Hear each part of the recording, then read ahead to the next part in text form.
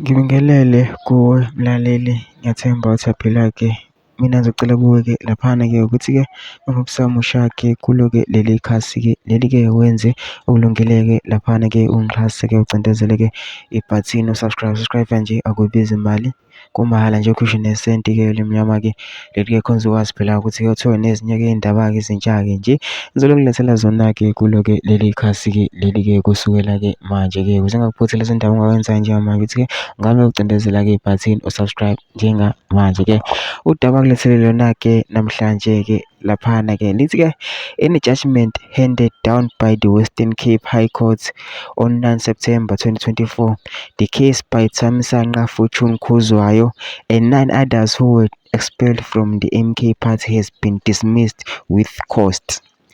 In the answering affidavits by President Jacob Zuma, it is revealed that about 90% of the names submitted to the National Assembly, he has no information about it and he didn't approve. The interim leadership core of MK Party and given Msholozi the power to deploy members to the National Assembly, and that the former acting secretary Giotto unlawfully submitted the names to the Secretary of the Parliament and deceived the ILC and the President. A case of fraud has been opened against him and he was expelled too. Laba baya eParliament ngokungemthetho and batshelwa ukuthi aba-resign or they will be expelled.